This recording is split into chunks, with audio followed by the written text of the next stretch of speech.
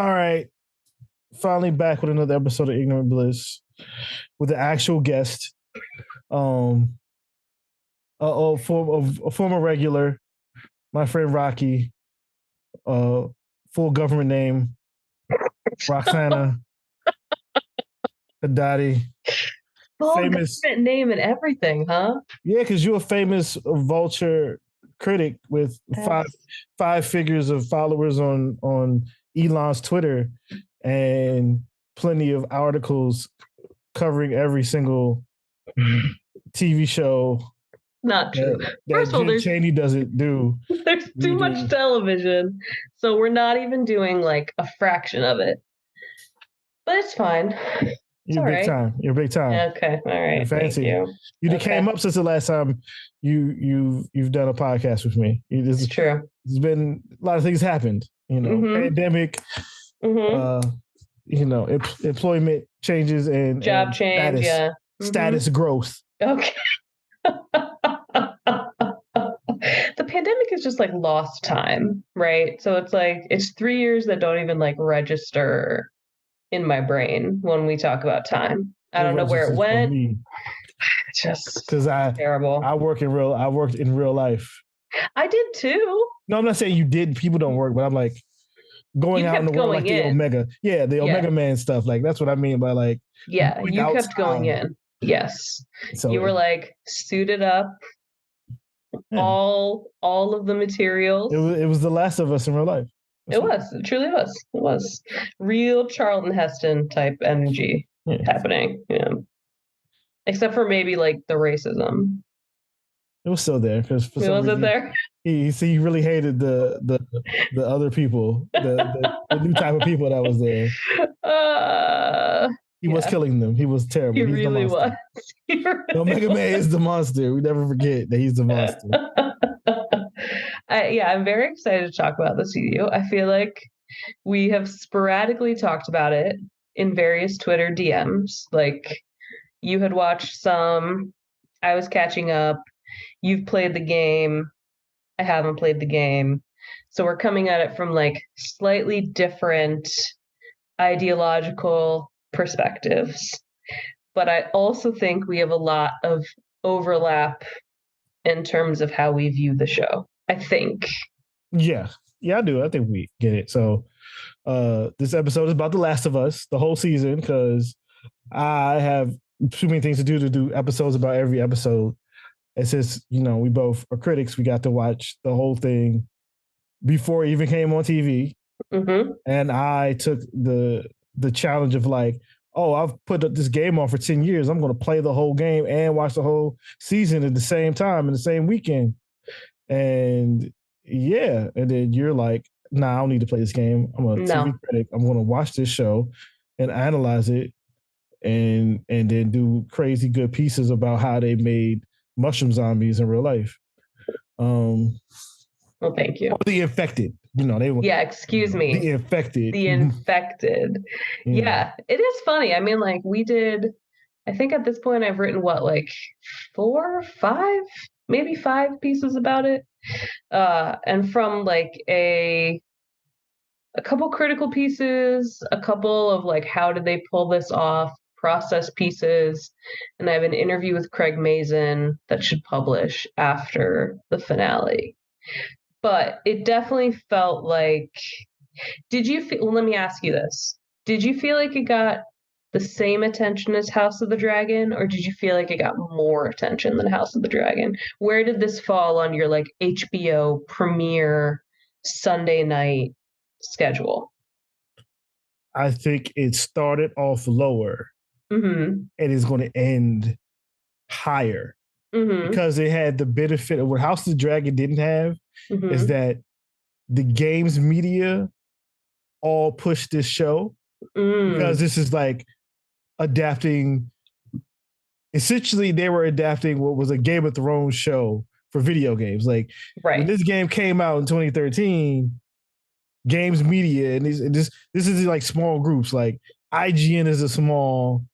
All the different game sites. Polygon is a small. Yeah. All these places are actually pretty big, and have a lot of things, and they were all like, they love this game. Then the remasters, like, oh, you got to play this game. And then the show came out. And so not only were they building hype when it came on, you got the games people telling the game people to watch it. You got people who played the game, said this is great, and they're telling all the other people like, yo, you got to watch this. And then you have folks like you, like the actual regular television press, like, this show is great. And so it kept building and building. Like, I didn't expect that first episode to get like, what was like 30 million or something crazy after it was all settled. I was like, for like basically a movie long pilot. Like an 80 something minute episode. Long. Okay, so here's my other question. You talk to like regular people, which I don't do because I'm a hermit who lives in my basement. What do like regular type people feel about the show in the conversations that you've had? Has it become an office show for you, like a real water cooler type show? To a certain degree, people do. I know people who watch it. Most of the people I know watch it. It happens in like, you know, like my different friend chats or whatever. Like, oh, you're like, oh, like, you know, don't talk too much about it. I haven't watched it yet. That type of thing. But everybody who watches, they watch it like every week. Not too long in the week either. They try to, you know, by like Wednesday, they try to have it watched. People in the office, I got some people to watch it, and they're like, yeah, this is, you know, for some people it's too much for them. Some people, you know, they soft like baby thighs. They can't handle. They can't handle it. But I do think it's a show that is gathering or garnering a big enough audience of regular people and HBO diehards. I do think it holds that HBO standard of prestige. That prestige TV. It's on HBO. People are going to watch it. It's got that Sunday night spot, not the Monday night spot. Yeah, the big spot. Not the Thursday HBO Max spot. Yeah. This is the Sunday 9 p.m. spot. Post-football spot. Absolutely. Yeah. That's interesting. Yeah, because I sense that people in my life are watching it. I feel like I have a hard time determining whether these are people who, to your point, will watch like anything that HBO tells them to watch, or whether these are people who are actually intrigued by the idea outside of the marketing. You know what I mean? Because it's been a huge marketing push as well. So it's sort of been interesting to see all the different corners of influence that are coming together to promote the show. I think the Nick Offerman episode getting so much hype helped. It really did. Yeah, I think so. Even though that's not my favorite episode. But no, not mine either. It was pushed out enough. It's a good bottle episode that like, I think I had a friend who said their partner just watched the episode. They don't need to watch anything. They was like, okay, I'm good. Like, I like this. That's it. So I was like, wow, I was like, that's interesting. But you know that I'm contractually obligated to tell you that bottle episode is not the correct terminology. Oh, that's not what they want to call it anymore? Well, it's not a bottle episode, right? Because like the traditional definition of a bottle episode is that the production did not have the budget to build a different set. And they didn't have the budget for guest stars. So a bottle episode was to keep like the budget in the bottle. So that's why it would be like a recycled set. And usually it was just your main stars. So that's why like the classic Fly Breaking Bad episode where they're like trapped in the lab or whatever is a bottle episode. But like this, we get like 20 minutes with Joel and Ellie. They built the entire town that Bill and Frank live in. Like, it's a departure narratively for sure, but it's not the technical. It's not the technical definition of a bottle episode, which I feel like the bottle episodes feel harder and harder to come by.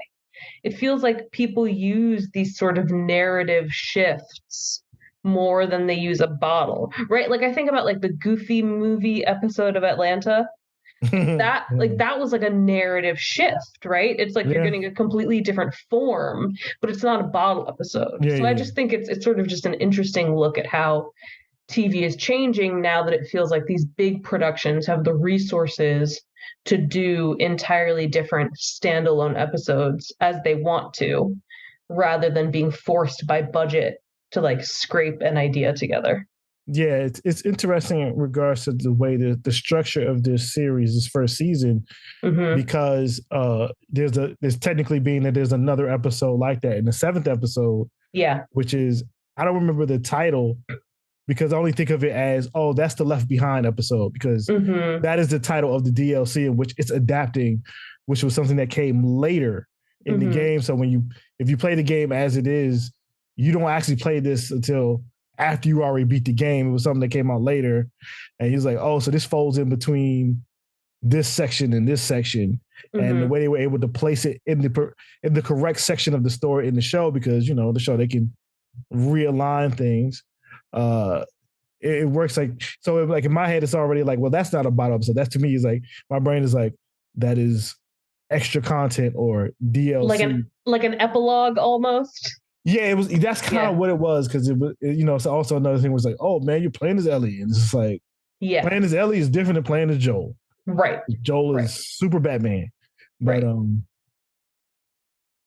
so I guess how do you want to approach it? How do you want to dive in? How do you want to do it? Okay.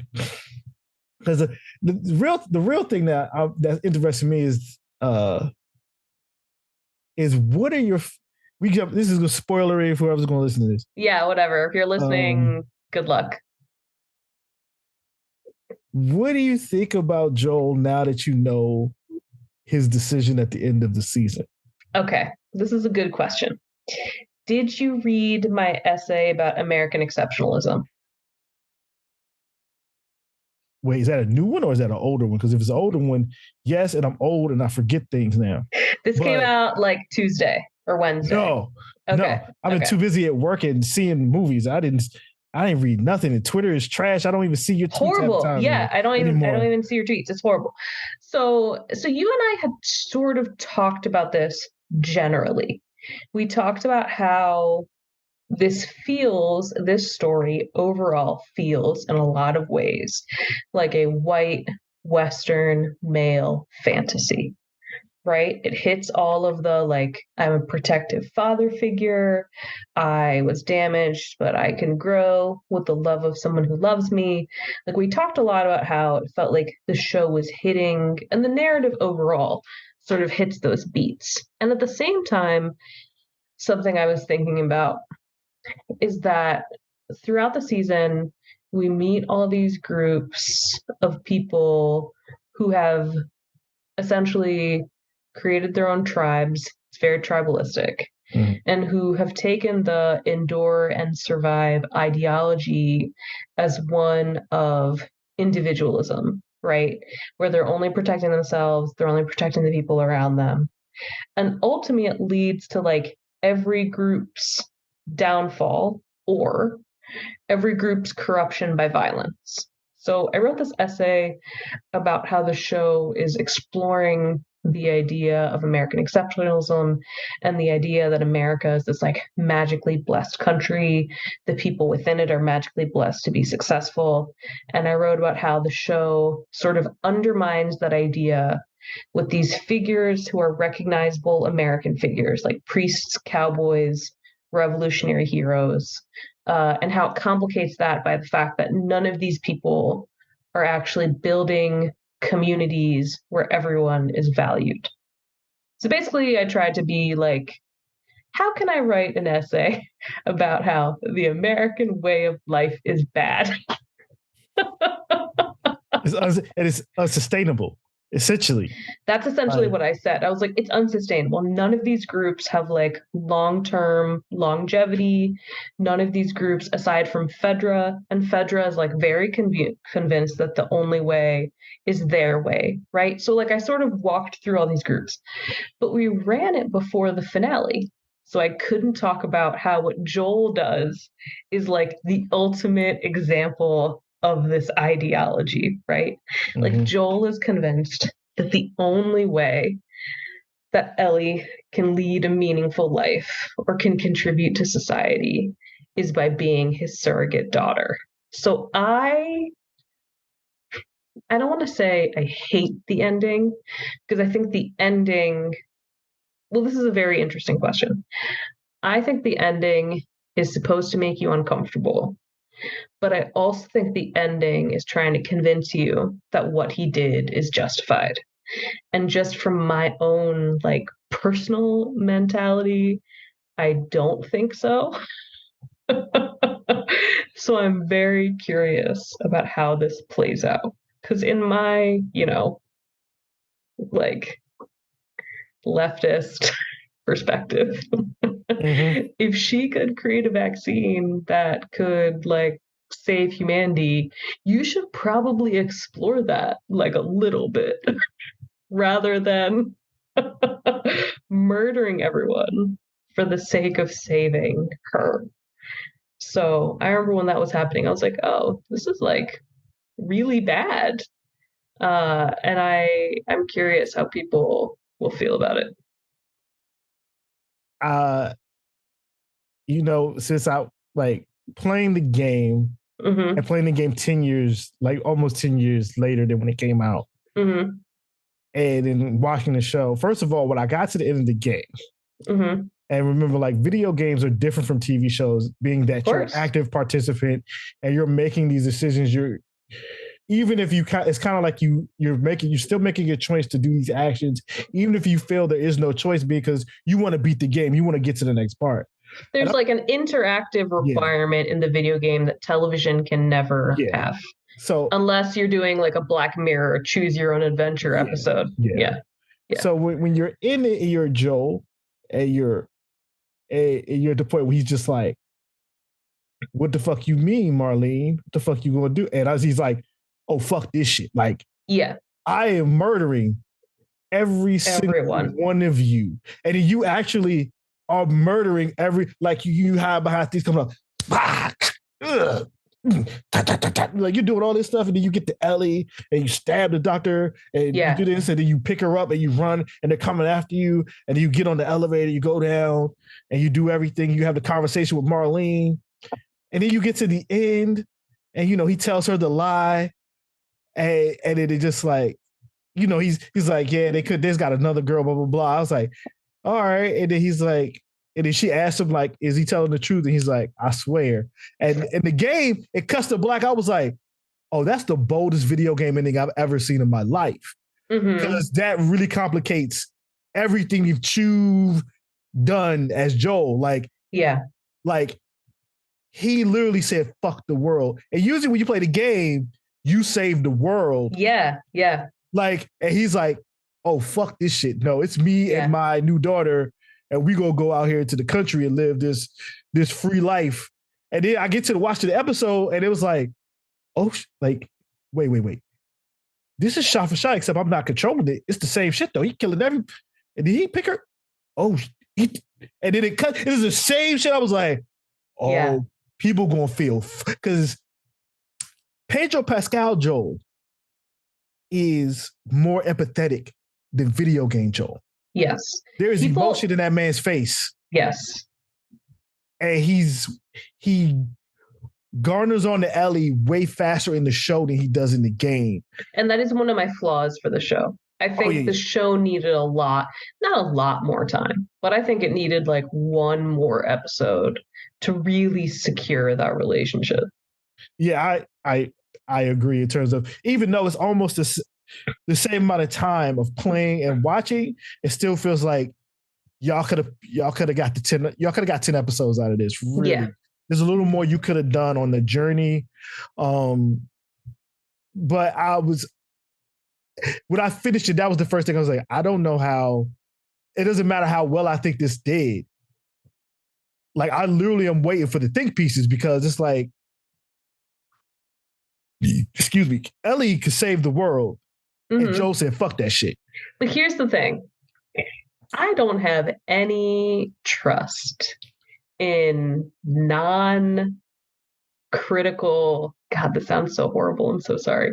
I don't have any trust in viewers who have, like, I don't know, watched Marvel shit for 20 years and who love Pedro Pascal as an actor and who just want to see him happy. Like, I have a real fear that there actually won't be that much discussion about this ending, because people will just think, well, like, he's her dad and like he did a good thing. Like, I really feel that is what the ending is going to be. That's what the discussions are going to be. You know what? I should probably expect what you're expecting, because it's a certain thing where I think about it is it's not even an interesting choice, but I think what gums up the situation is that they decided to start the episode with like Ellie's origin that we didn't have in the game, played by the actress who actually played Ellie, and they give you the connection, what I feel is a better connection between Marlene and Ellie's mother. Yeah, than we got in the game, because in the game you get a voice recording, you know about these things, you read little notes, but no, like when you sit there, you're like, oh, Marlene to me actually had a harder decision, because like not only did she have to like put a bullet in her mother's head, her best friend, right? Her best friend had to tell her like, I'll protect your daughter. Right. These things to go this way. And then to also is like, I have to let this girl die for the greater good of saying, and she was willing to go through with it. And it's just like, and think about, so I think it's a very smart storytelling tool to do that. And I also think it's smart because it makes more clear Marlene's statements to Ellie earlier in the show, when she's like, I put you in the school, I've been watching over you, I've been taking care of you. And then at this ending, like, there's an argument to be made that Marlene is arguably more of a parent to Ellie than Joel is. It's her mother. It's essentially that's her mother, and it's like this weird. It's not even weird. It's a straight dynamic between a father decision about how we go about the daughter or the mother. Right. And then what complicates things is that, as you said, this is in a lot of ways these type of narratives like some type of American white dystopic fantasy. But then when you make the show, you basically make all the characters people of color. So then you have this Latin father and this black mother. And then that's where I do think there will be some think pieces, because it's always, the kind of things like black women will save the world, like if you let them. But she gets murked. No, like she gets murdered. She gets killed. She gets murdered. And Ellie asks about her. Yes. Yeah. And he lies to her face about her, and he lies right to her face. So so that's one of the things, because I have not played the second game. Me either, and I don't really want to know much other than I know that I haven't read that Ellie does some fucked up shit that I feel. I don't even know that stuff. I know they don't even say what she does, but it's to the point where people who review games is like, if they make a third, I've heard it said that like Ellie should sacrifice herself, because at this point she's gone too far beyond the pale. In terms, I guess you could say, so interesting to me. Joel, which in my brain's like, she went too far like Joel, that she needs to sacrifice herself to make up for the vengeance or whatever she did to have redemption. Yeah. And that's another reason why I also think that like they need to make a filler season, because I love Bella Ramsey. She still looks like a kid, and I think the audience as a whole, all of us, needs at least a year for us to believe her as like an adult that's going to go out and basically to be the Searchers, be John Wayne and the Searchers for revenge. Like, because all I know is the setup of the second game. I probably am going to play it this year, because it's a point where it's like, I need to know, but that it's the ending of that game. It's so interesting to me, because as I think gamers know in a certain way you're complicit in Joel's actions, and it makes you think about it differently than just passively watching Pedro Pascal. Like, because you're right, I do believe it's like, well, he got to save his daughter. Like, it's just 100%. I think that's how people will read it. I especially think in a country like ours, where like family-focused perspectives are given primacy in our narratives, I think that like it might be easy for you and I, because we're not parents, to be like, oh yeah, the greater world is obviously more important. Of course it's more important. But I feel like the prevailing opinion from people will be, well, they love each other, and shouldn't that matter more than people they don't know? But again, right, that's American exceptionalism on an individual basis, that your life is more important than countless Everybody other else's. lives. Yeah. Right. Yeah. So the one thing that I'm curious about is I feel like it's very purposeful that in the episode, Marlene has not told Ellie, right? Like Marlene has lied to Ellie about what's going to happen. Is that also how it is in the game? Like they don't tell Ellie the truth? They don't tell Ellie that she's not going to, she wouldn't survive this procedure. See, because I feel like that's almost a justification from the game for what Joel does, I think. Because Marlene's lying to Ellie too. Yeah. It's just, and I think, and this might be I'm old and I've been playing games for 38 odd years, where it's just like, yes, Marlene lied, but I didn't have to go around and kill every Firefly. And that's where it's just like, it's not, he didn't go have just a conversation with Marlene. Like, no, you go around and murdering everyone in the Firefly hospital. And you kill the doctor. Like you don't need to kill the doctor. No. Because the doctor isn't a threat. He can't beat you. No. Like you're Joel, you murder people. Like you survive in this terrible world. So like, oh, okay. Like, all right. There's a thing was like, okay, Marlene isn't telling Ellie, but in a lot of ways, you could also see it's like, technically, Ellie, you shouldn't even be alive right now. Like that's also true. You got bit. You had to kill your best friend / biggest crush, love of your life, because both of you, as children, did something that most likely I told you both not to do. And as much as I love you and I'm glad that you're alive, you shouldn't be here. Here's a miracle, and it's the one miracle I've been fighting for to save the entire species. Like that's almost a sacrifice where you can see it now that we have the mother character. Like if they were able to have a conversation that you can say even her mother will understand. It's like 20 years of the world ending. Yeah. Billions of people are dead. Yeah. And you could potentially save it. Like, I think Ellie doesn't get a choice. Ellie doesn't get a choice. Because in a lot of ways, if Ellie's given a choice with everything that's happened, what would she choose? Would she want to even be around him? Would she be willing to like, okay, I'm okay with dying to save the world, especially everything post cannibal pastor pedophile. I would think and that's almost why I wish there was like another filler episode in between these two things, because I think the violence at the end of the preceding episode is so arguably, well, not arguably, it is justified, right? For Ellie to have killed David and for Joel to have hurt these people to get to Ellie. I think that is all very justified behavior. So then I think to immediately go into an episode where you and I can read the actions as more morally complicated, but I wonder if other people just view it as similar to the David situation.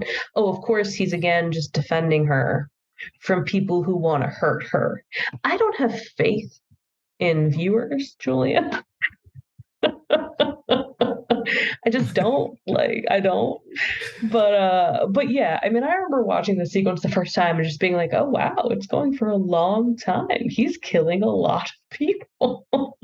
And then the lie at the end is like a kick in the teeth, right? So it's shot for shot too, which again, there are times in the show which I wasn't expecting. Yeah. Shot for shot recreations, because again, a lot of people think of video games and they're thinking of Super Mario Brothers. Sure. They're not thinking it's like, nah, actually there's times when these video games got better acting than whatever movie is going out. Yeah. And the shots that are chosen. And when I saw it, it's like, oh, this is the same thing. Like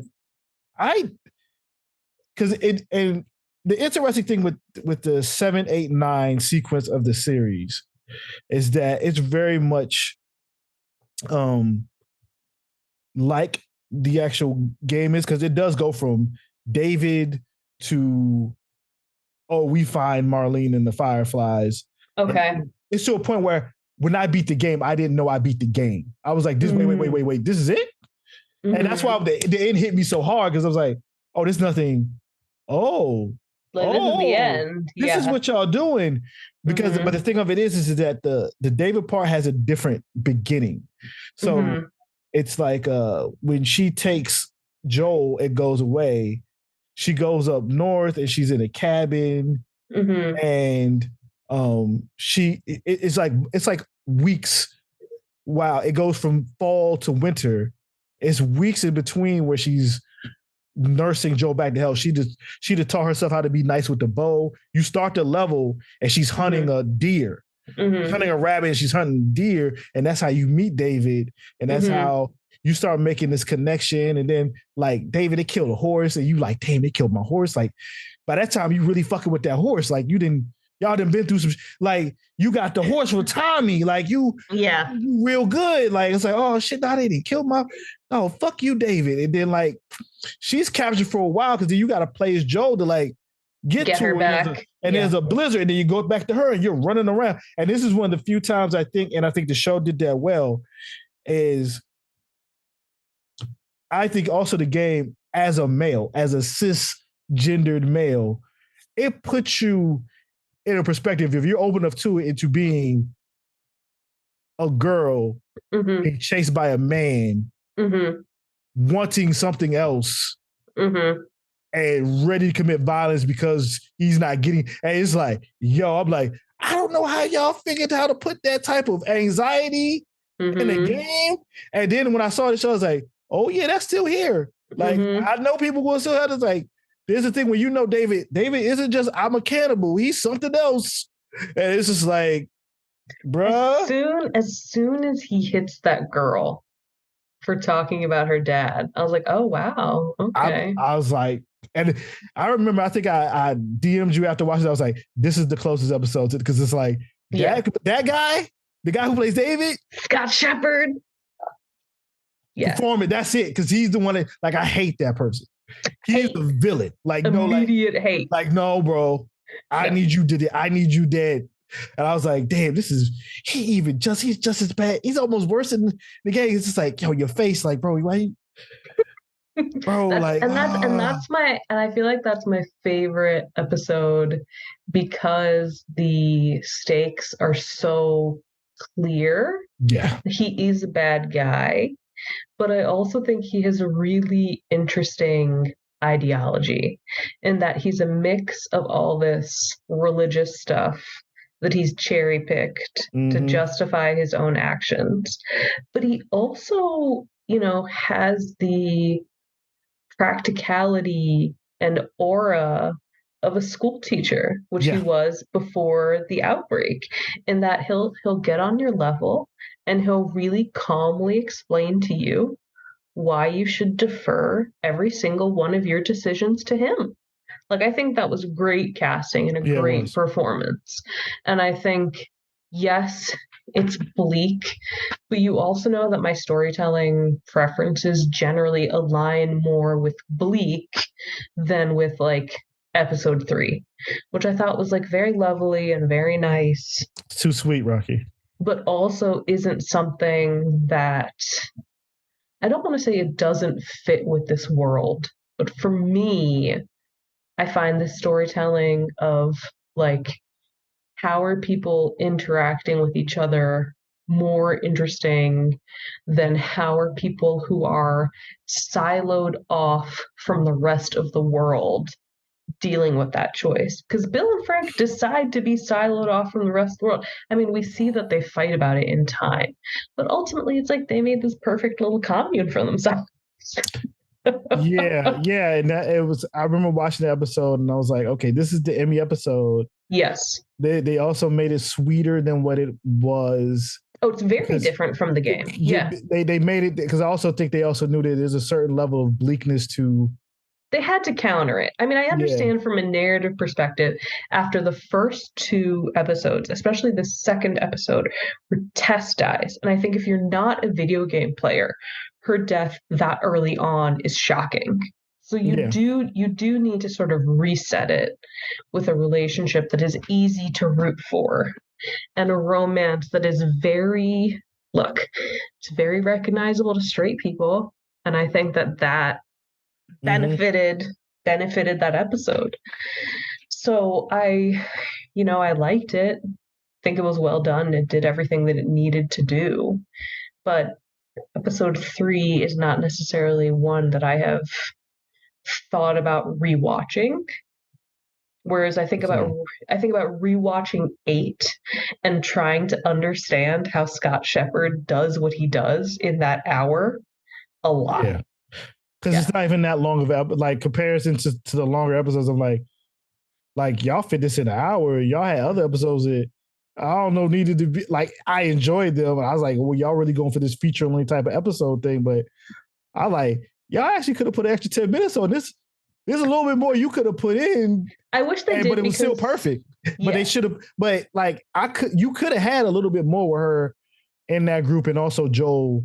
Yes. Getting to her after waking up. Like that episode turns them into superheroes. And I don't necessarily like that. I think that I wish we had more time to like be watching them heal, to understand how much time has passed, to follow Ellie on her own a couple times, if she's successful or if she fails. But I just think there needed to be more connective tissue there. And you and I talked about this too with the time jump between Kansas City and Jackson, where there are 3 months where they're on the road and we don't see any of that time. I also think that could have been its own episode or just elongated. I mean, what I will say in terms of, I think, a misstep is I don't think that HBO should have teased that he and Tommy reunite. But that scene was front and center of all of the marketing for that episode. But then when I was watching the episode, I was like, okay, yeah, I know that they reunite. You know what I mean? It's like I felt like that sort of lost dramatic impact. Whereas I think 3 months of them walking, again, you get like a grander sense of what has happened. And I think you get more time for them to bond. And I would have liked that. Yeah, I think they chose to show that front and center because they know that the gamers were going to spoil it.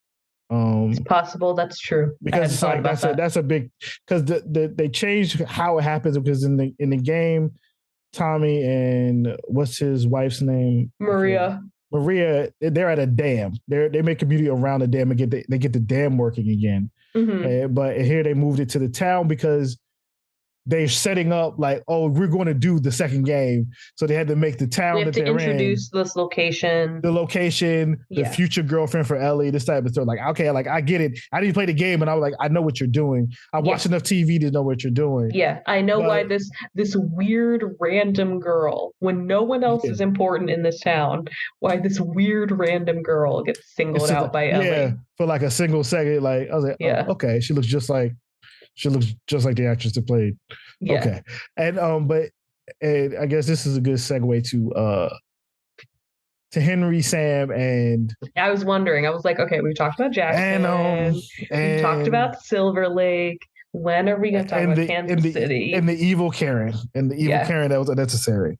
Mm-hmm. I think what would have helped your thing with time, right? Yeah. Is that well, let's discuss. Yeah. Your general feelings. Are Kansas City entirely bad? Are you completely anti episodes 4 and 5? I don't like the changes they made to the characters. Okay. And so it's like it's not interesting for me to watch or really like debate like, oh, what's the lady's name again? Like the actress is fine. Kathleen is like I don't like. So tell me. So in the video game, they're in Pittsburgh. Yes. And they're called the Hunters. Yes. And so what's different about the setup? So the setup is basically they end up into a trap. Mm-hmm. Like so similar. They still get trapped. and during the fray with fighting or surviving them, you're reading things. You find out that they in this area, these people took out Fedra, and it became kind of like a survival of the fittest type of place. Okay. And they have this military vehicle with a 50 cal that they go around and patrol. You end up running into Henry and Sam. Okay. While you find out that they're from another group that was coming from another direction, and that Henry wants to join the Fireflies. Okay. But they have to get out of it. They got to get to a radio tower so he can wire them. And then like Joel and his issues with the Fireflies, because he doesn't like Fedra or the Fireflies. Mm-hmm. And it becomes like a type of debate. Classic libertarian voter Joel. Yeah. Anti-Republican, anti-Democrat. And so Henry and, Sam is the same age as Ellie, kind of bond, but, Joel don't want to trust nobody. Mm-hmm. But when you're playing it, the difference is like Henry, not only Henry is Sam a mirror for Joel and Ellie, but Henry is also a mirror for Tommy because he's younger. Mm-hmm. He wants to join the Fireflies. Joel is like, I don't think this is really what you should be doing. You got to worry about your brother, this, that, and third. So it becomes this segmented, this like new, like at this point, Joel looks like he's actually remaking a family because there's a point in which when you're running from him and you think Henry does you dirty because you end up falling into the river, but then he saves you and is like, see, I saved you. Like we had to break up. I left you, but we couldn't do this together. It won't kill all of us. But there's this whole period where you're in this suburban town where they show in the thing with a big final set piece where the guys come out the ground. The cul-de-sac, yeah. But it's different because the first thing you do is that you fight the hunters, and Joel, he has the sniper rifle, and you taking them out, and y'all take out the truck, and it's like, okay, you got a breather, but all that noise brings out the infected. And then you start sniping those guys so that Henry, Sam, and Ellie can run. And then you lead to the same ending, but when you get to that point where they're all there, it's not just like, oh, Henry's a snitch and this, that, and third. And it's literally like, all right, like in a way, it's like, I don't have my brother, and I'll end up running. But it's like, in a way, like I have my brother, I have my daughter, my daughter have a friend. Mm-hmm. We can make it in this world together because this young man is smart.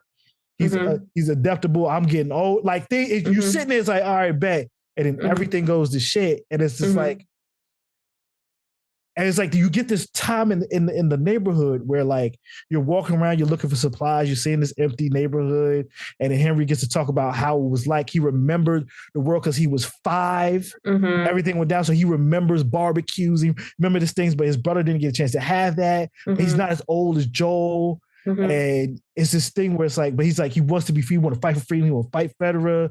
And then Ellie's asking Joel questions like, what's an ice cream truck and what's this, that? And you get more bonding because they have little moments where you have to answer Ellie's questions.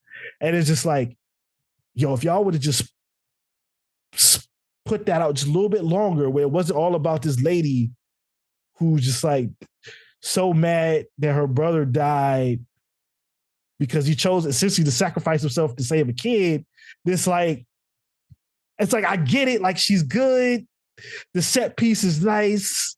I get to see the bloater, but I'm like, I miss that character building of the softening of Joel is interesting, and they kind of speed up his softening. Because also it's just, again, Pedro Pascal empathetic as fuck. You look at that man, it's like, man, I want to hang out with Pedro Pascal. I know you have a good time, a good conversation. We go get some good food. You know what I'm saying? If I fall down, he'll help me get up or something. Like, you see that, man. Like, I don't even watch The Mandalorian. It's like, of course he'll take care of that Muppet.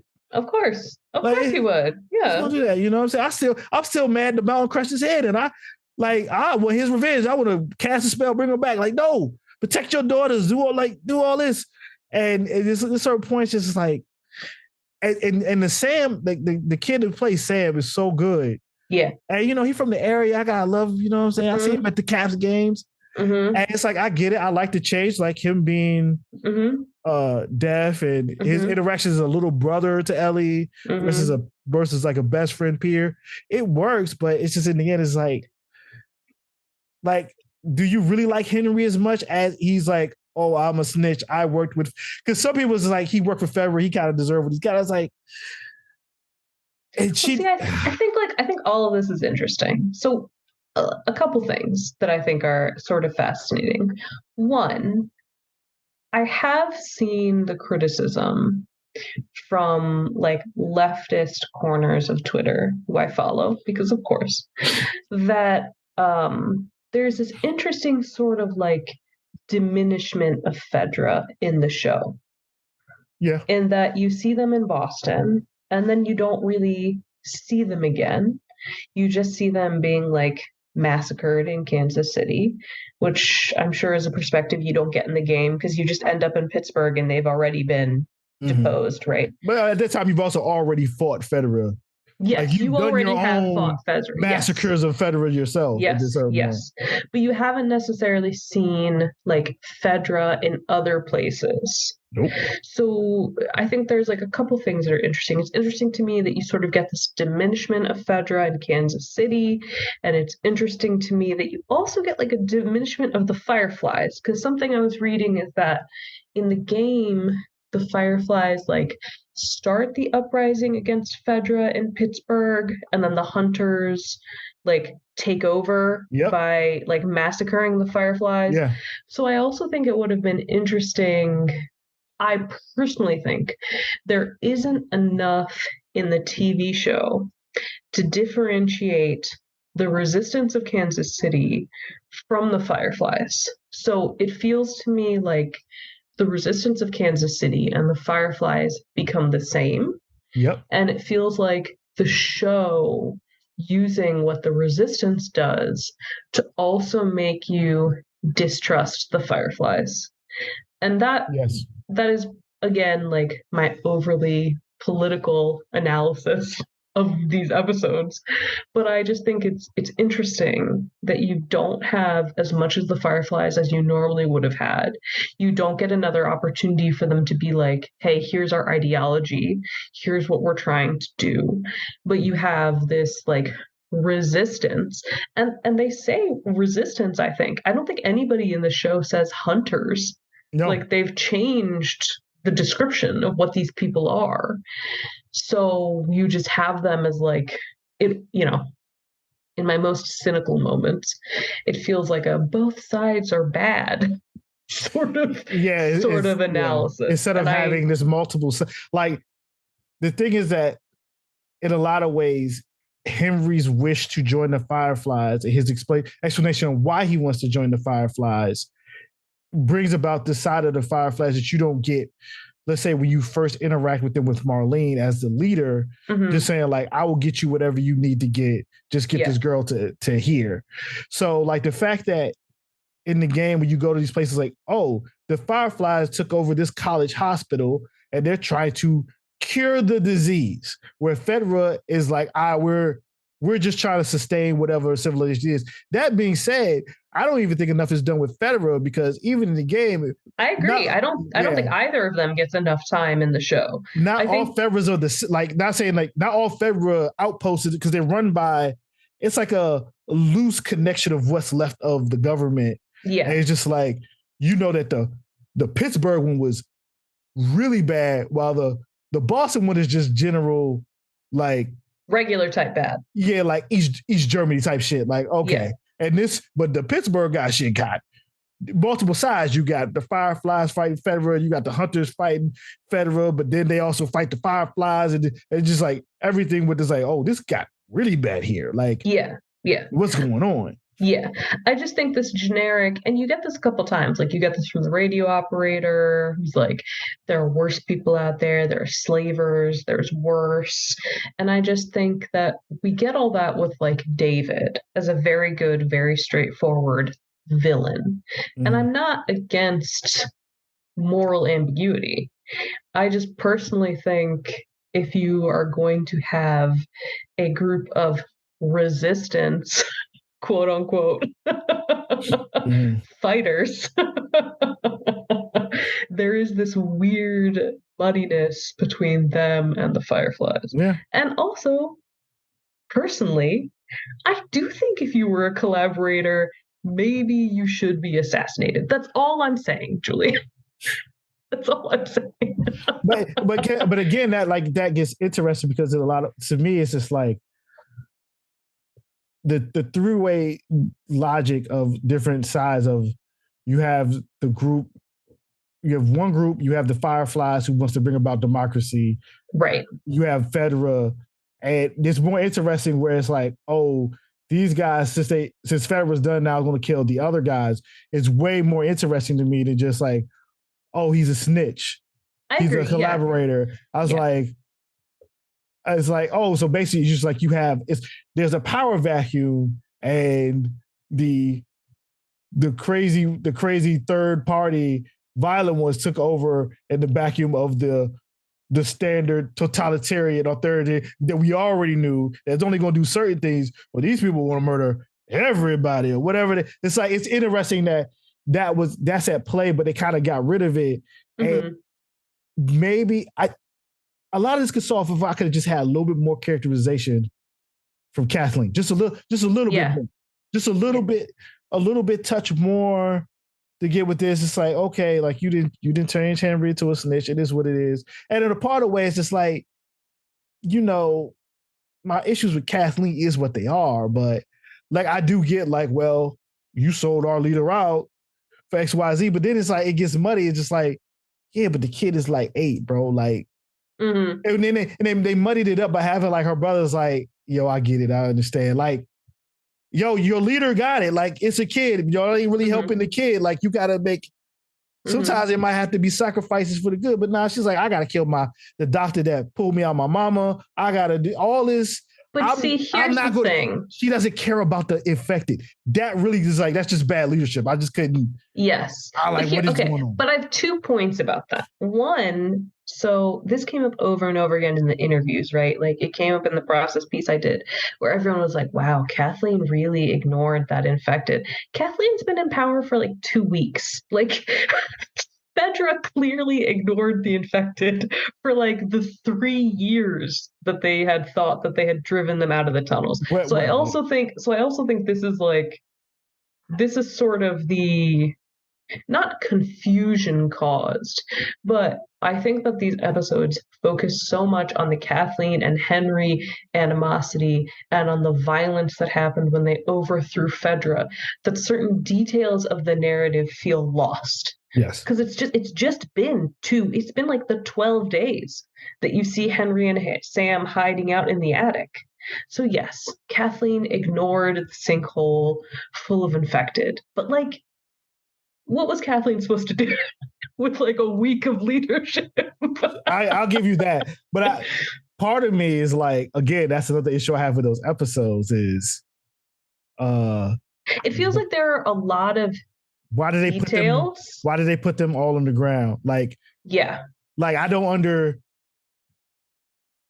like there's a good part of like you surviving this world is also like navigating around the infected, and they can't see, and you can hear, and you can get around them, you could kill some of them, or you can move around them, and it's just like there's moments where like you're in the sewer tunnels and they're there, but like to have like, oh, they're all in this one area and they all come to sinkhole.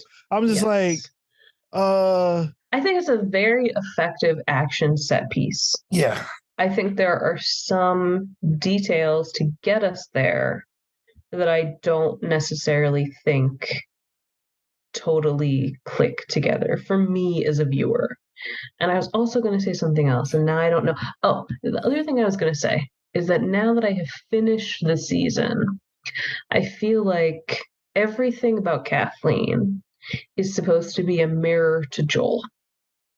And I just think that it doesn't necessarily work because she doesn't feel like a character on her own. She feels like a character who is doing the same things that Joel is doing.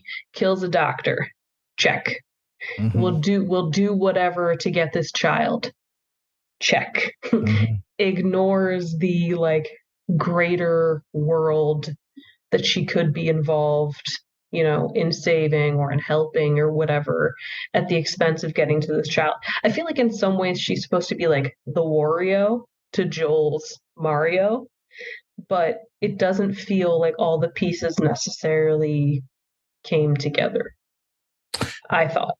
I agree. And it's also, I guess part of me is like some of it is like, I don't feel there's enough infected in the show overall. Yeah. Now I get in terms of saving budget, you actually don't need to have a bunch of set pieces with a big group of these things. Mm-hmm. Again, as much as I stopped watching The Walking Dead, they just had moments where you just had a random guy walking around, zombie guy. All you needed to have a couple of times, you don't always see the clickers, the ones with the big mushroom. There was a bunch of, most of you deal with in the game are just dirty looking humans that can't see.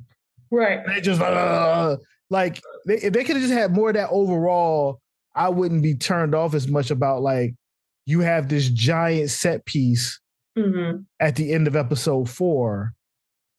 No, was it 5? 5 at episode 5, and at that point, you really don't see any more of these anymore. Right. And it's like, but this is the overall threat to every human, good or bad, in the entire show. Like, you don't have to. The reason, to go back to episode 8 in the game, the reason why Ellie ends up trusting David is because they are infected there. They get into some shit with infected, and Ellie and David is out here getting it done, surviving. So she feels like, okay, I can trust this guy because he didn't leave me out here.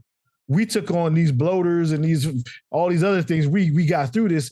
He might be safe enough to let me get some supplies and help Joel. So it's like you get to this point where you're at episode 5 and you got this big set piece of the bloater comes out the ground and I almost like it if Kathleen wouldn't have died. Interesting. If she would have stayed the same written and she would have like got out of it to be like this, maybe this other threat unknown that comes back in another season, they're like, y'all messed up. I was about to make this nice, protected utopia. You wanted her to be like Victoria and Y: The Last Man. She could have been, yes. She could have been that, but they chose it. There wasn't enough there. So, like, to me, it was half a character, and it's just like, all right, like, you're a good actress, you're doing a good job. You got. Yeah, like I think Melanie Lynskey's performance is good, and I don't entirely disagree with the motivation there. I just think that in terms of the world that the show is trying to build, I feel like those episodes sort of make you miss knowing more about Fedra, knowing more about the Fireflies, knowing more about what differentiates this group from all the other group, it's just like, I think there are a lot of like open doors to the Kansas City storyline. Yeah. And they didn't need to be, I don't think. Yeah. And even with the way they were like, they kind of dismayed about like Joel and Ellie. It was almost like, wait, you set traps to trap people and you instantly think this person has something to do with Henry? Like, no, this is just, there's still people in the world and not everybody's nice. Like, you could just like, and I think he cold killed your people with no problem, like murdered them and was just like, I'm going to keep you pushing. Yes, I agree with all of that. The other thing that I think that I was going to say, what were we talking about? Episode 9. Oh, the other thing is that, like, I want to see more of the infected because I think the show, from a production design standpoint, has made them look really interesting. So, like, part of me just wants to see them because I think they look cool. But part of me also, I agree with you, is like, I think that the infected are a really interesting way to consider human alliances. And like, when do you work together against them? And when do you not? And I don't think the show like explores that necessarily. Like, I think it's just past Kansas City. The only other one you get is the one in the mall, right? So it just becomes humans are the only threat. And I just don't I get why that's the storytelling, but I also think the story could have accommodated more of the infected in that back half to remind you that all of this is still happening, where there is a gigantic other threat that the show has now said is interconnected. They change it from the video game, which is spores as the means of how they thread.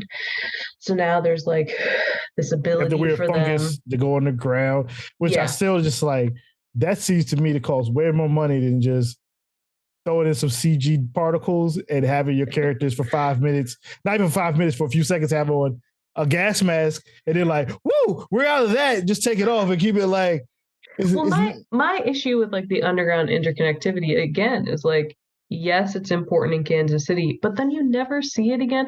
In those 3 months that Joel and Ellie were walking, they didn't encounter any infected for them to like later talk about. Like, whoa, you remember that time we walked past that house and like, oh, they had all those clickers out of nowhere coming out? Like, it was like, it was like this. It was like, it was like Texas Chainsaw Massacre. Like, oh, what's that? There's this it's a whole movie. Like, I don't know. Well, like, there's just this weird. I don't know how to phrase this. I feel like there's this weird continued innocence for Ellie in the back half of the episode, in the back half of the season, which I get.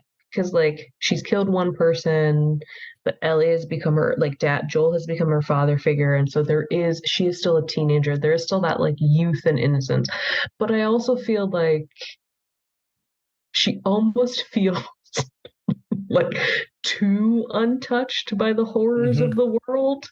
Like I just wish that and that's the thing, I think what you and I are both saying is that like we like the show and we like a lot about what the show does, but so much of it just feels like there could have been more, whether that's more character development, whether that's more certain time in certain locations, whether that's more infected.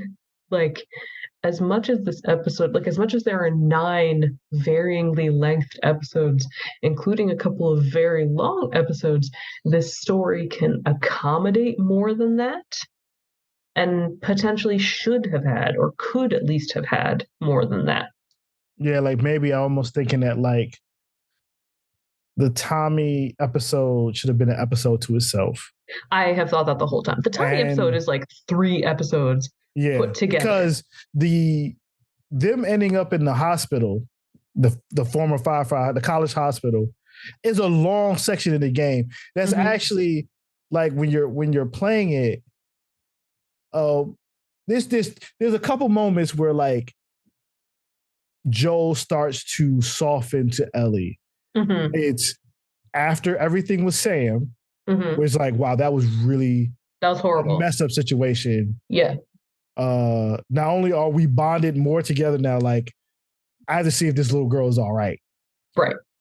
There's a moment in that hospital where there's people there, and then there's also infected. But there's a moment where you're fighting against a guy, and he's drowning you in some water, and the only reason you get out of it is Ellie breaks his rule, uses the gun and shoots the guy in the head. And that's like her first kill. And that's a moment where like Joel's like, I actually did. It's not like I didn't want you to have to like really murder somebody. But also it's like, you did get me out of this. But then the whole thing where he gets in the show is really quick. Like the guy with the bat and the bat sticks in him is over.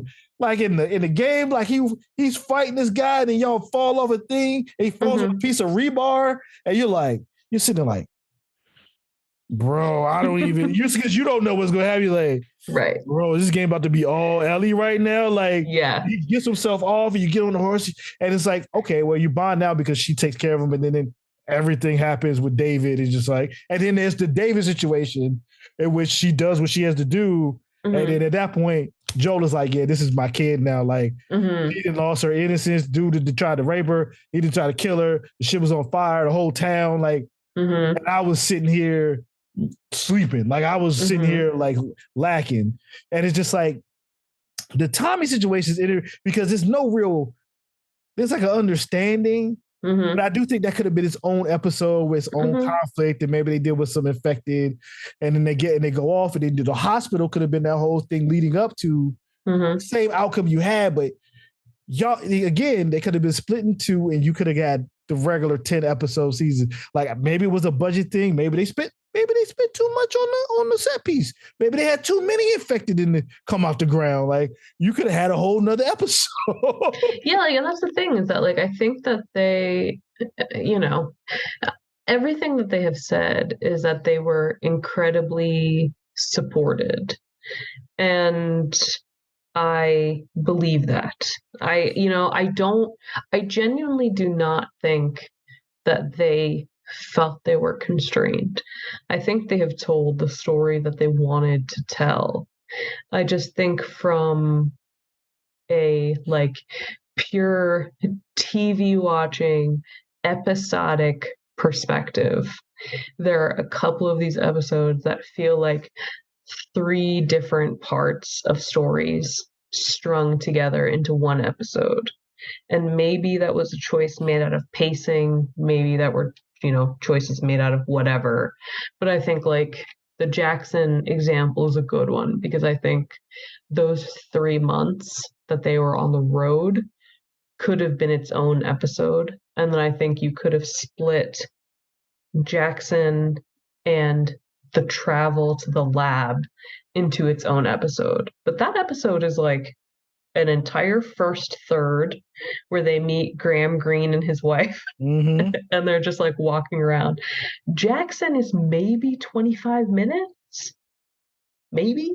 And the lab gets short shifted because they end up in the lab and then everything happens and then it's just like, oh, okay. It's like, so again, it's like we wanted more. Like, yeah.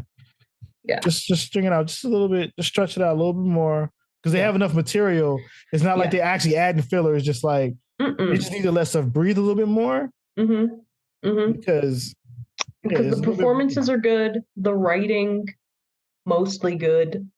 Like a lot of the stuff we like, and it's so funny too that even the Bill and Frank episode is like 20 minutes of Joel and Ellie, maybe not 20, maybe more like 15. Yeah. But people remember it as being only Bill and Frank. But even that episode has Joel and Ellie stuff too. So she gets tampons. Like it's like a lot of stuff in there. There's a lot of stuff in that episode where they, him remembering basically his whole thing with Bill, like we wasn't always cool, but like I respect you in the end, like So what is your ultimate grade? Like a letter grade or like a number grade? I gave it a B+ originally when I wrote my review. And I think that's where I stick with it. I think it's a B+. It's those little things that I've talked about that, keep it from an A. I think there's some things like the Bill and Frank episode is too sweet for me. I still don't completely like the change to the fun. It doesn't make as much because like even regular people who don't know about science fiction knows like, but like, yo, mushroom spreads through spores, bro. Like, it's not even like something like that's like we know that like get bad mushrooms out your refrigerator because they're spores. And I get it. This isn't a superhero thing. Your actors can have because the only actor that needs to have a gas mask is Joel. You can pick a gas mask that's not even that crazy just to walk through certain parts because Ellie doesn't need one.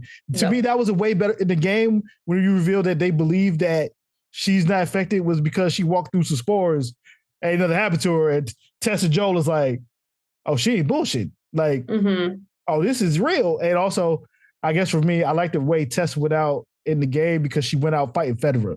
Like, it wasn't like she gets kissed by this zombie and the fungus go like, nah, she went out, bop, and it was just as it is. You're one person versus the army. They shot her and you're seeing it. The perspective is dope too, because you're like sneaking and you see her get shot over the balcony. And Ellie's like, Tess, like, no, like, and Joe's like, no, we gotta go. Like he's already dealt with the loss.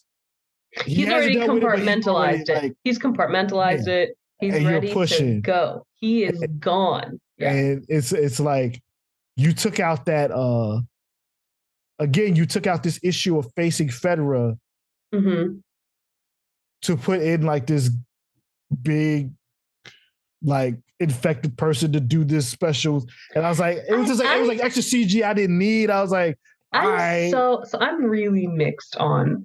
I really like the infected kiss. I think it's weird and I think it's gross and I think like it has good impact. But something that my partner Adam said, which I also sort of agree with, and I don't know if you can explain this to me from a gaming perspective, is his question was, what is the end game of the infected? Because something like the Kiss episode implies that their end game is to infect as many hosts as possible and to spread. And that's the explanation that's given. They want to spread. That's the entire point of cordyceps. But then you have a character like the bloater or like the clickers who are only killing you, right? They're not interested in infecting you. So is there ever like an explanation given, or are we just like thinking too much about what the villains are meant to do? Well, that's the thing too. By having that infected person, the kiss, do the kiss, you give a certain type of consciousness to the cordyceps that like, oh, I'm going to take this person out in this special poetic way, right? Wherein the different levels of infectedness is they're just killing people and you turned into an infected through spores and it's surviving a bite. Like, so it's just like in the game, there's not much to it. Like, but the bloaters in the game are still just trying to kill you, right? So is there a certain point at which they're the oldest infected? That's the thing, because they don't explain it in there. It's like, because in the game when you first face a bloater, you know, you're with Bill and you're trying to get a car battery. You're in this high school gym and it's like, oh shit, it is a bloater. And it's like, these are the ones that's just been sitting there just getting really gross. Yeah, beyond the clicker, beyond all that. They didn't die. They just get nasty. And they just go out and they kill. And it's just a threat. It's interesting because they add in these, especially in the first two episodes, they add, you know, the throwback type of late 60s, early 70s. The framing devices. News program to have talking about, oh, this is possible with cordyceps, blah, blah, blah. And then you get the second episode, which I actually had a problem with. It's like, so you say that the disease starts in an East Asian or a Southeast Asian country after all the bullshit we dealt in real life in regards to COVID-19 and its starting place per se, and what was said and riding around this country by the current president of the country at the time, and the issues that caused between our country and that country that we're still dealing with this day. And the issues caused between Americans in this country and Asians Americans in this country. And then to me, that part just felt irresponsible. As cool as it was, where the lady was like, yo, bomb everything as much as you can. Like, that might have been cool, but it's like, they ain't have to be in that part of the world though. Like, you made a decision, and I don't like that. And it's just, to a certain degree, when you're playing the game, the cordyceps or the infected is just a natural threat you have to survive. Much like what we had to do. We just had to deal with COVID-19. COVID-19 didn't care whether or not we would. It's a disease. That's all it was. The people, though, the Fedras, the Hunters, the Davids, the Fireflies, dealing with that, those are threats. Those have actual mindsets and ideas on what they want to do and how they want to do what they want to do to you. Like, it was that scene where it's just like, I gotta do this. I was like, so what? Like, now that they're all connected, so is this an actual hive mind? Does the cordyceps have a consciousness? Is it's like, well, this is my time to take over. I can get rid of all the humans. It'll just be us and the animals and the insects. Like, so what are we doing? Like, I don't know. I do think the kiss was cool. I think it looks cool. It looks but I think it added, but I think it like added a certain level of what do these guys want, Mm-hmm. And I think it is sort of, if you're really trying to how do I phrase this? I think that the show is very enjoyable. I also think that the way that it frames cordyceps as something that could happen, it could happen, it could definitely happen. Mm-hmm. I think makes something like the clickers and the bloaters more unbelievable to me, because they, to me, are video game bad guys. They are just villains. That's all they are. Whereas, like, the cordyceps infected, who are actually trying to spread, that makes more sense to me in terms of like the narrative that the show has built about what cordyceps can do and what it wants to achieve. Right. So then when you have like the clickers and the bloaters who are just like killing humans, I'm like, well, would cordyceps want to murder a potential host, or would it just want to spread to a potential host? So like those villains are when I feel like, oh, it's Resident Evil. And that's fine. That's totally fine. I just think that sometimes it feels a little bit like the show wanting to have it both ways. And this probably goes back to the video game too. It wants to be like a very thoughtful exploration of humanity and society, but it's still a video game and it still needs gameplay and it still needs those villains. But sometimes like the show didn't entirely know how to reconcile those two concepts. Yeah, which is, I was thinking that's why they should have just stuck with spores. Because even in a way, you could have made it that spores come off the clickers. Well, and bloaters are like covered in mushrooms and spores. And they spread spores. So like if you can survive them, if you can get past it and not die, you still might get infected. Yeah. But the clickers, they can kill you, but in a lot of ways, it looks like you're basically getting scratched at. You might not actually die, that you might just end up like infected before you die. So it's just like, it's a thing, but again, like to be quite honest, you only really get one real clicker scene in the show. Is with the little girl clicker. And well, no, you're at the museum clicker scene. It is the museum, but it's not as much of a threat of just like, oh, I need to sneak around here. Like, I do wish it had a little bit more of the like, this is a dangerous area. Very, very quiet. Get through this. The scene don't gotta be long. Nobody, and maybe it costs a lot for the makeup, maybe, but I don't know. They would spend a lot of money on a whole bunch of things. Y'all could have put two people. Again, if AMC could afford to make up, I know HBO could afford some people to make up. Julian said more mushroom people. More Goombas. More Goombas. Season 2. I don't know when we're getting season 2. I feel like it has to be 2020. It has to be 2025, I guess. 5? Yeah. I mean, it was 200 days of shooting for season 1. It was over a year of production. And this man still has to put on a silver helmet. Yeah, carrying around a Muppet. So I mean, and that's the thing. There's no ending for Mandalorian. Like Jon Favreau keeps saying, "Oh, we don't have an ending. We're just chilling. We're doing whatever we want." Yeah, why would you? Why would you end this? It's like it's making money. Hey, money.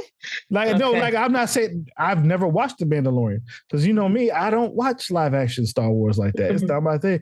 But I'm not going to be surprised if not Feige, but Iger is like, nah, y'all can make a couple more seasons of this. Julian, what do I have to do to get you to watch Andor? When is that going to happen?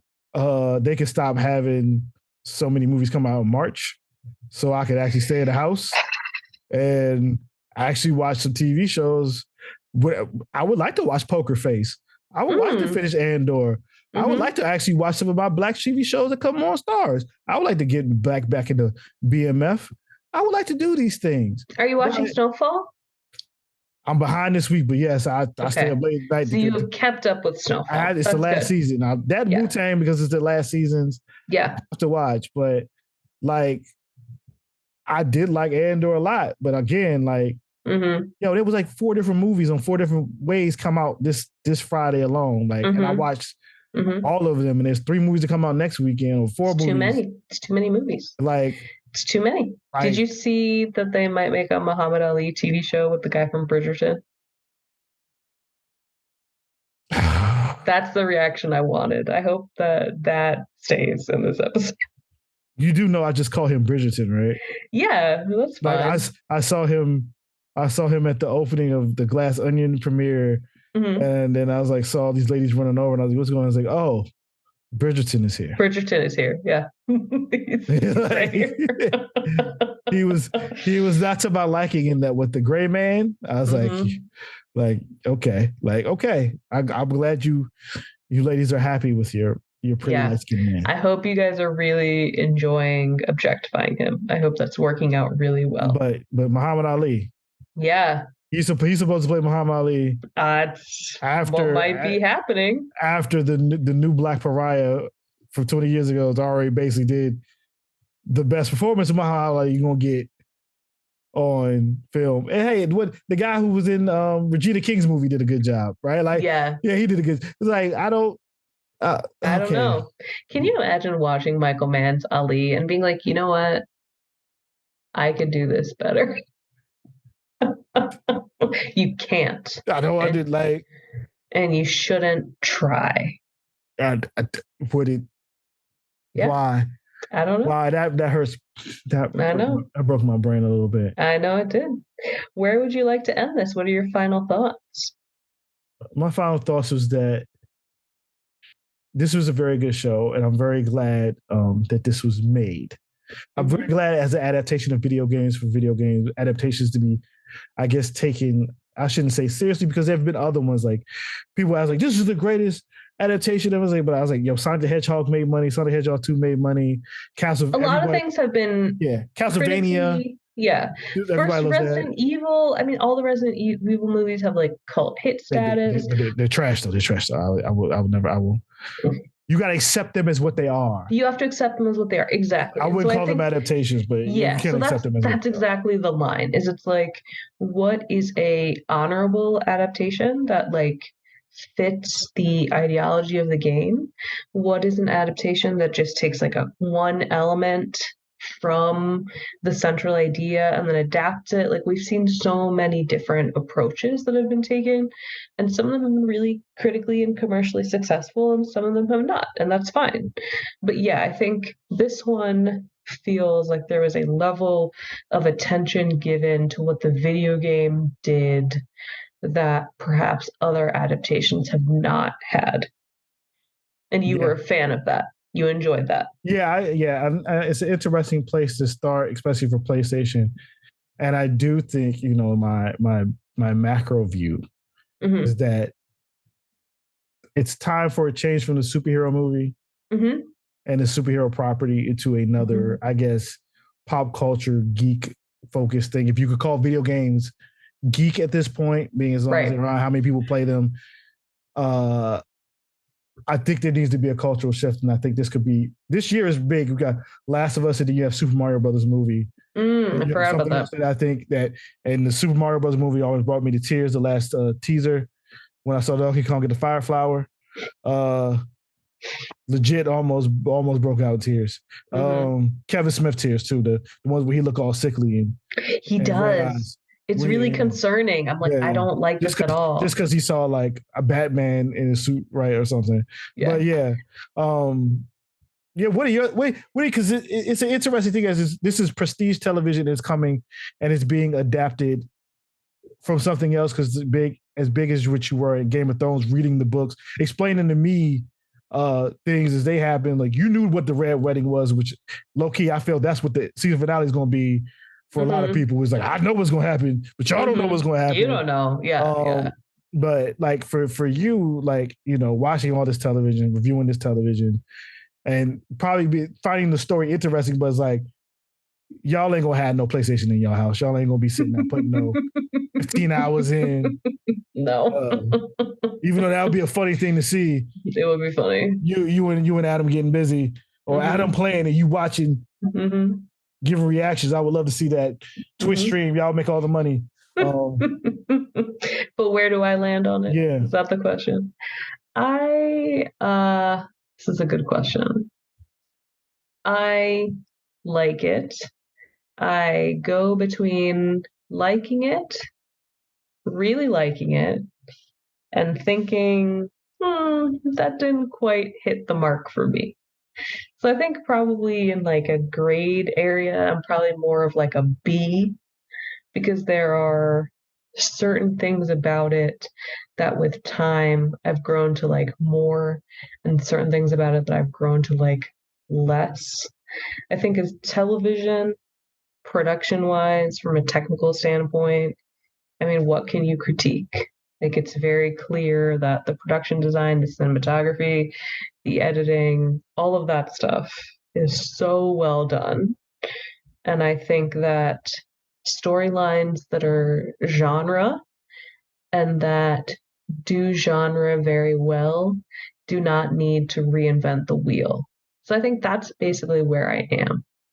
I don't think that this idea reinvents the wheel of anything like Children of Men or anything like Station 11 or anything post-apocalyptic. I think what it does, it's enjoyable to watch, it's immersive. If you believe the Joel and Ellie relationship, I think that'll carry you through the entire show. I just also think that there are a couple of narrative framings that they use that I do not like from a larger ideological perspective. So yeah, I think it's good TV. I think it's effective TV. I'll watch the second season, but I feel like it doesn't, not to say it doesn't hit for me, because it does, but it's not something, I mean, I'll just say, it's not Children of Men. Like, nothing is Children of Men. So I just think that I really like it and I enjoy it and I think it's well done. But when I think about like the definitive, what is the meaning of humanity at the end of the world story, that's always going to be Children of Men for me. Yeah, Children of Men was super hard. But that's an adaptation of a book, right? That's not an adaptation of a video game. So it's got all of these other, in a lot of ways, what they're doing in terms of how they're telling the story is very different. So perhaps it's unfair, to compare like a 2-hour movie to a 9-hour TV show. But I think if you enjoyed Last of Us and you haven't seen Children of Men, you should do that. You should get on that. Yeah, I think that's a good suggestion I was doing. And if you guys got gaming systems or a PC, you should actually give the most recent super update of the game to actually play and see those little things that I brought up, the little details and the changes of interactions of characters that might flesh out some things to you that could drive you to rewatch the show and see it in a different light. I know this is now also a new standard for these PlayStation shows because I don't know how well Twisted Metal's on Peacock's going to be. And I don't know about that Horizon Zero Dawn on Netflix and that God of War on Amazon. I was like, I see what y'all shows are like, and I don't know if it's setting a very high bar. I think you're right that we're entering almost too high. Yeah, we're definitely entering into this new interesting video game adaptation time where it feels like every streamer is sort of trying to get in on that. So yeah, I think it'll be interesting to see how those shake out. Aren't they making a Fallout show for Amazon? I didn't imagine that. Yeah, did I? think there's a Fallout show. Yeah, from the people who made Westworld, right? I think yes. So yeah, Fallout, Halo already exists. That kind of came and went. We disagree greatly because I'm like, you're never supposed to see Master Chief's face. Yes. Ever. Yes. Because Master Chief is you. You are Master Chief. Yes. I mean, Dungeons and Dragons does exist in video game form and is getting a movie. Yeah. So yeah, we're definitely in this mistake all the time. You don't again, Dungeons and Dragons is a storyteller's medium. Not a story. Like unless the movie has people playing Dungeons and Dragons, it's gonna fail. Don't you feel like, I almost feel like, oh my God, I'm sorry, I'm so tired. I almost feel like it would be like Jumanji. Almost. Technically, you could say we already had the perfect Dungeons and Dragons game, and it was Jumanji and Zathura or whatever. Jumanji original. original. Robin Williams Jumanji. Original Jumanji. Kirsten Dunst Jumanji. Yeah. But yeah. Well, all right, Rocky. You guys can find her on Vulture. You can find her on Twitter. Roxana just Hadadi. I think it's underscore. Yeah, I think it's Roxana _Hadadi on Elon Musk's Twitter. Yeah, you don't have to find her on Instagram because she doesn't post on Instagram like that. Just read all the Vulture articles and all these random, because she's on Vulture in New York Magazine, she's part of what's it called, the critics, right? Y'all got you got a nice drawn portrait, and y'all got a special newsletter, and she be on mad podcasts now. So I'm glad she was like, I'm gonna come on the Homies podcast, because she got to do them Sam Sanders podcasts, she got to do the NPR podcast, and all these other podcasts. I can't get on NPR. I live right next door. You know what I'm saying? They hate. But that's good. Like, you can listen to her all over the place. She's way more famous than me. That's great. God.